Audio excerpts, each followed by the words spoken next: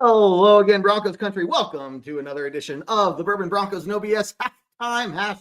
My name is 𝗕𝗏𝗄. Glad to be with you here today. We got 15 seconds left in this first half. Bills just got a holding penalty, and we will see what the Broncos can do if they're able to get in field goal range. They have one timeout left. But guys, the score is 10-7, and the Broncos are hanging with them. It's not looking great on defense. They're not able to really stop the run or anything, but 𝗏𝗟𝗡 came out there showing off his arm strength once again. To anybody who says that 𝗏𝗟𝗡 just does not have the arm strength, you're full of yourself. I don't know what you're seeing. Some mistakes there. I don't know about that personal foul, unsportsmanlike, whatever that Mims got after that punt that he caught there, but we'll see what the Broncos can do here. Lining up, again, 15 seconds left on the clock, and we'll see what we got going on. Guys, we'll be breaking down some of the stats and everything here in just a few seconds once halftime officially starts, but we'll see if 𝗏𝗟𝗡 can do anything as he rolls out, fires down the field. Got him! Holy shit, to Courtland Sutton.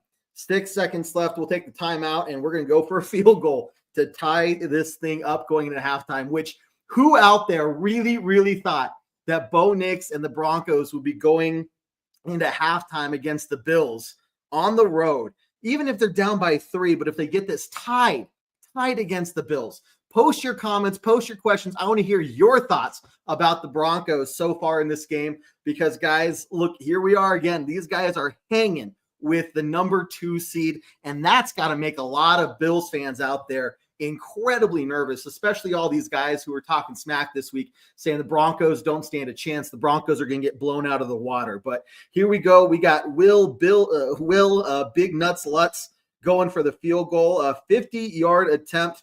We'll see if he can nail this one. But guys, this is huge for the Broncos right now. Talking about big opportunities that this team needs to come in clutch for. Kick is up in the air. It's got the distance, and it doinks. No good. That's a doink.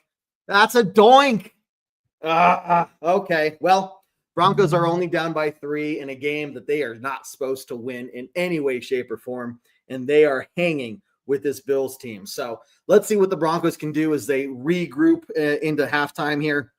Man, if that was just another 2 or 3 inches to the left there, that would – Mr. Jared, let me get my headphone in here so I can actually hear what you're saying.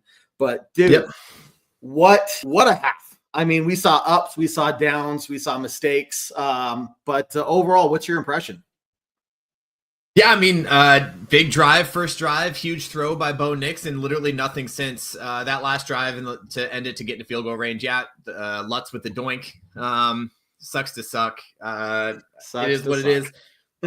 What's really frustrating me is our defense, and not we kind of knew this going in. The Buffalo offense is pretty high powered, and they have scripted the entire first half, and everything that they've tried, they've done well, and it's super frustrating from the Broncos standpoint. We get 1 sack, we make them punt, which is good. Right, that's what you want, but we need that more often. Right, they're taking up a lot of time. Now, the reason this game is so close, which I love. Right, we're down 7-10 going into halftime. What I like about it is that they're keeping the clock. They're not getting these big plays. It's not like all of a sudden it's, touchdown, touchdown, touchdown. We can't do anything. They're drawing the game out, which works in our favor, right? Keep it close the entire way, all the way to the end. But yeah, they get the ball starting the second half, and I think that's a little concerning for me. If we can get a stop right off the bat, we need to start building a little momentum. We haven't had momentum since that first drive. And when they came down, they kicked the field goal. We haven't got that momentum back. So let's get that momentum back. And let's drive to win the game. This is still a close game. It's huge. What adjustments does VJ need to do in the second half? That's the big one. I think starts with stopping the run game. Yep, exactly. I think what they're averaging right now on rush, they're averaging 5.8 yards per carry, and that is just not good.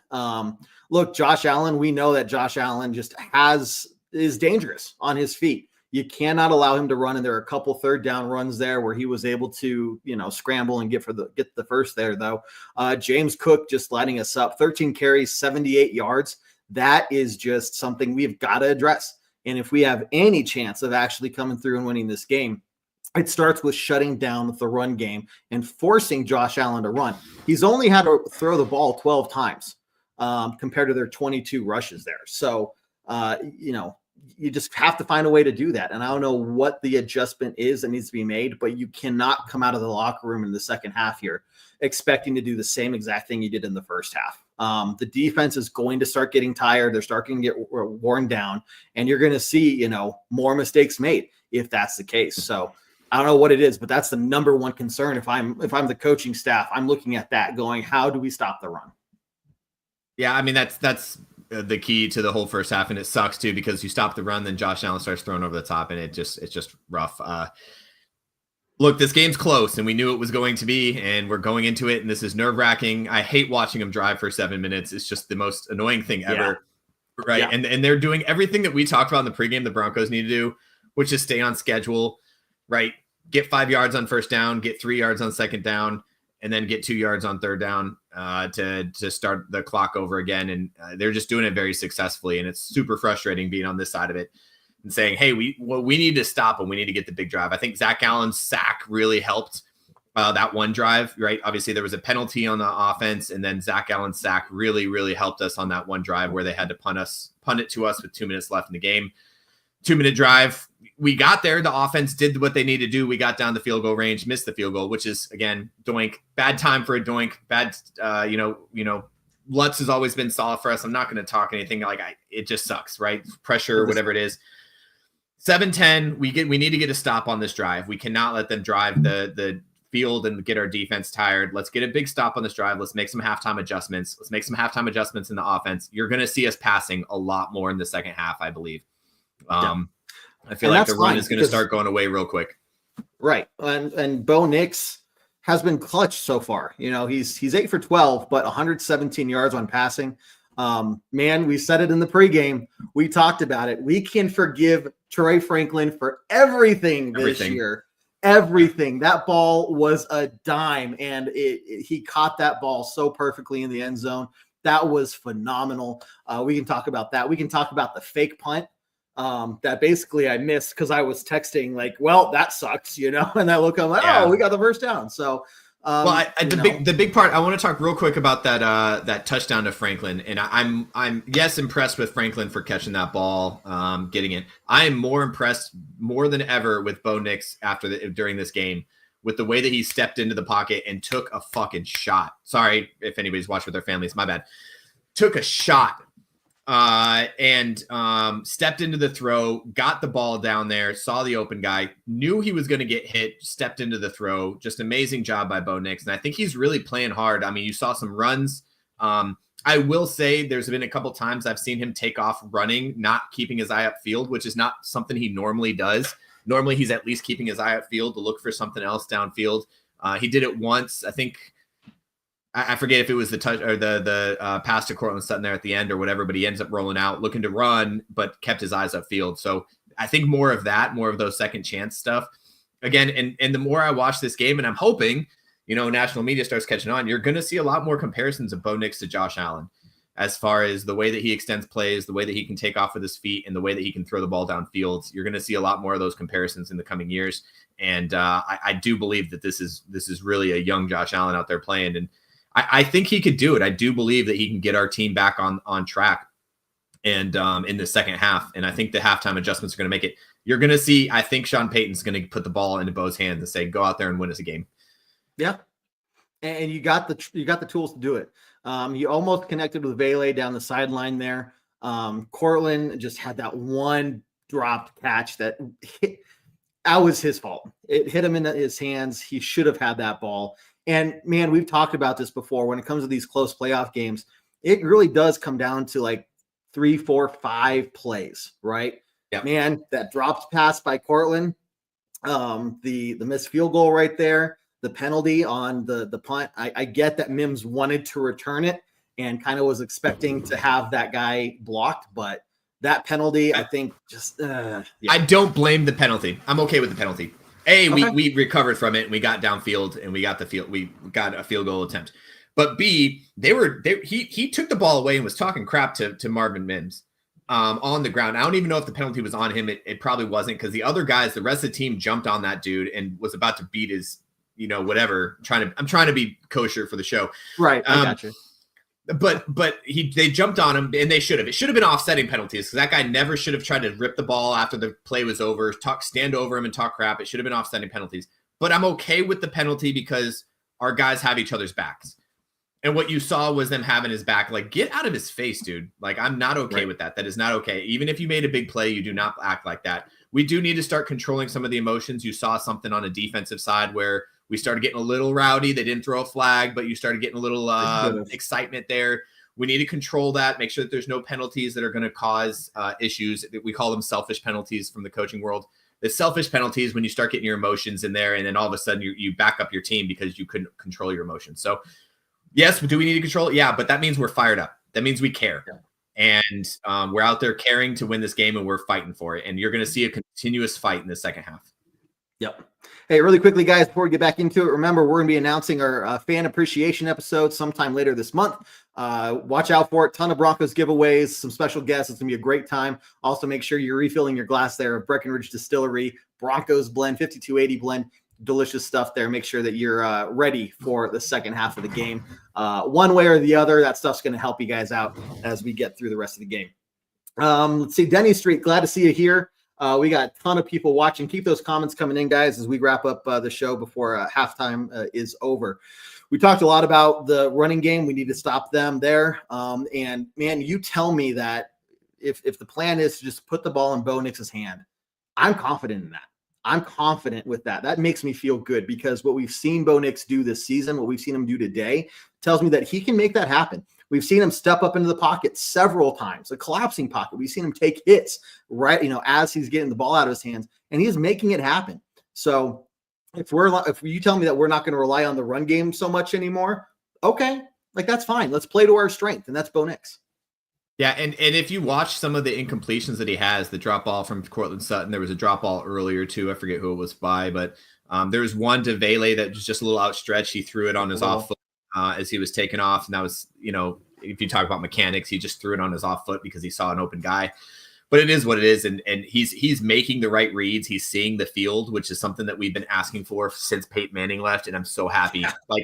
Of all the things, if I watch this game solely from what's the future of Bo Nix and the Denver Broncos, I'm just the happiest person in the world right now, because he is seeing the field. He's able to read.